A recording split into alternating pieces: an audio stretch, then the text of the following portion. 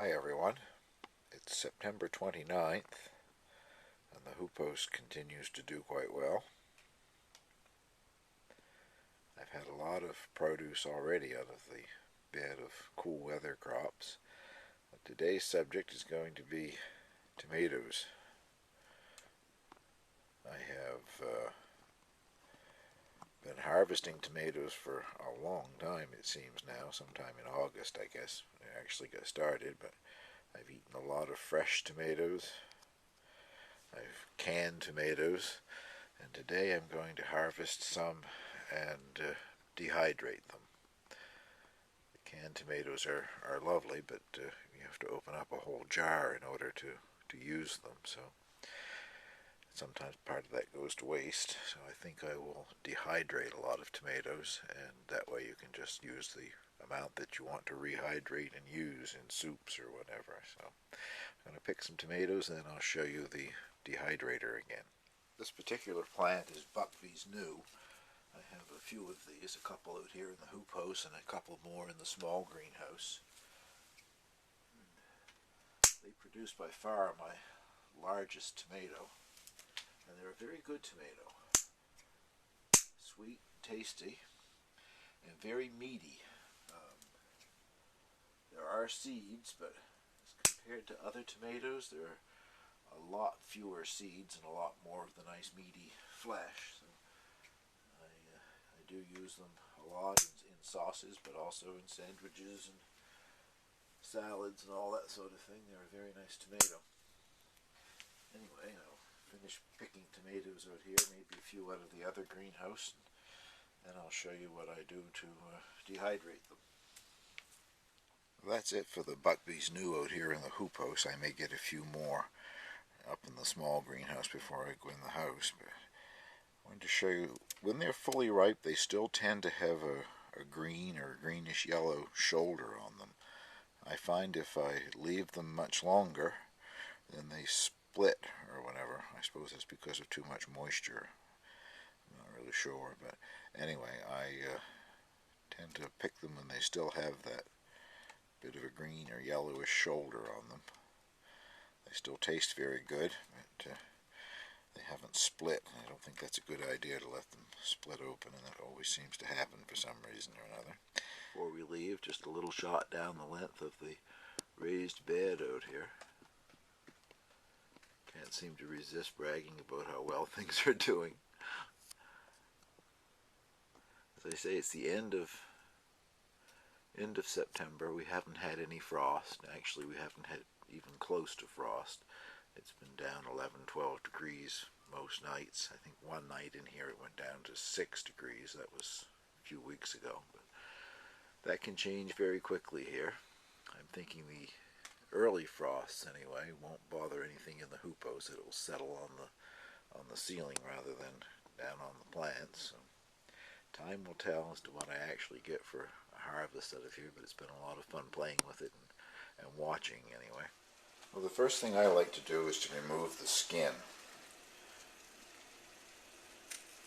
They'll dry just as well with the skin on them, but it makes a tough sort of a thing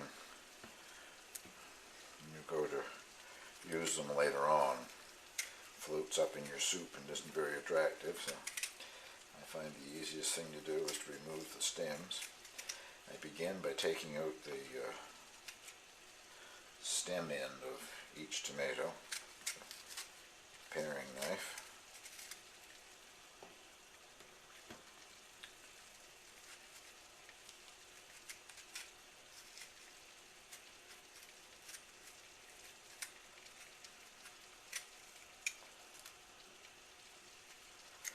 Then I blanch them in boiling water. Just a few minutes in boiling water, large stock pot of just plain boiling water, no seasonings or anything like that.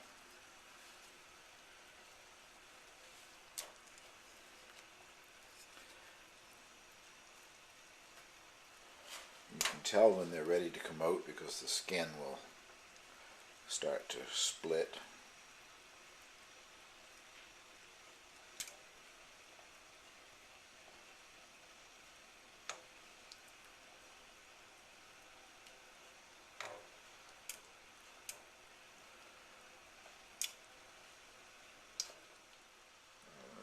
see that or not, but the skin has started to split away. And to stop any cooking process which has already begun, I plunge them into ice water bath where will stop any of the cooking.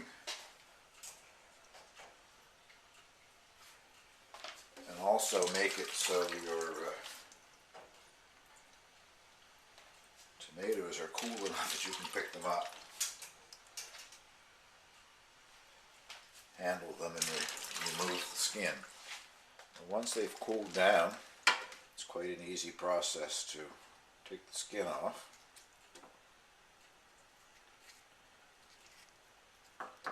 Do any final paring if there's any bad spots that you don't like the looks of. Like some reason, well, of course, I guess everything you ever see in the store is the blemish-free tomato, but for some reason there's always something on them that I don't like the looks of. So I just cut that off and discard it.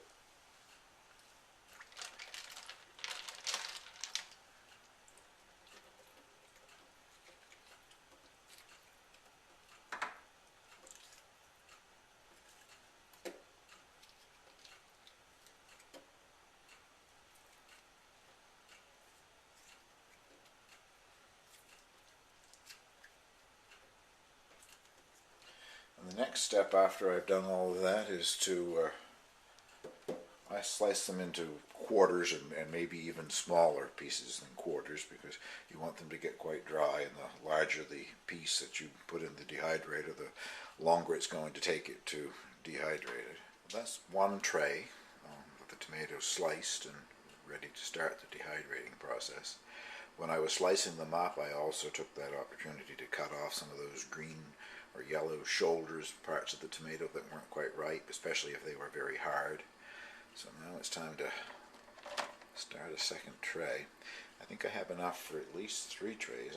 There are 4 with this dehydrator, so I have to use all 4 trays whether they're empty or full, but we'll see how many I have when I finish. Tray number 2 completed, so I'm going to get at least 3 out of it, I guess. Got enough left to fill that, I'm sure. Well, it looks like this will be one of the few times that I've used the dehydrator when it's completely full.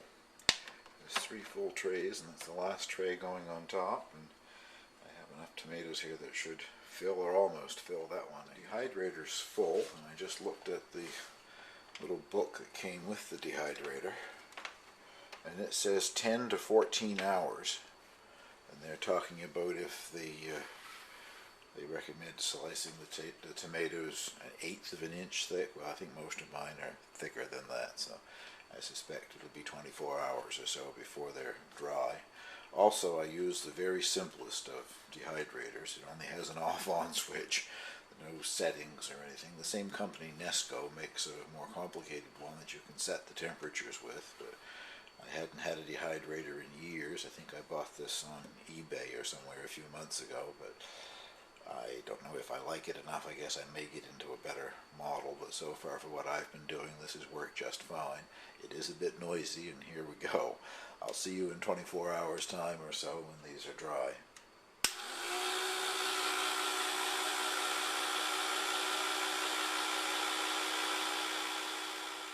Day 2, I just shut the dehydrator off. I think altogether it went around 20 hours. These pieces, as I said earlier, were a bit thicker than what they called for the 14 hours or whatever. But they're all very, very crisp and dry. One of the suggestions is to put them in a blender or food processor or whatever and grind them into a powder. The powder can be used as soups, but I'm not so sure that I'll do that. I think right now I'll just put them in an airtight container and keep them if I want to add them to soups or whatever. I can add them later on, but it's amazing when you see how thick these little pieces were yesterday, and today they're little crisp chips. Didn't stick to the dehydrator, at least not too bad. I mean, it needs to be cleaned up obviously afterwards, but they're lifting off. Anyway, I'll show you how much I have once I get them all picked off and in a container. One thing dehydration does is it gives you a lot of extra storage space. That partial basket or whatever of tomatoes dehydrated down into this little container. But they're just as dry as chips, so they should last for quite a while without spoiling or anything. I can hardly wait to use them. I'll make a soup in a few days or something and add a few and see what that's like.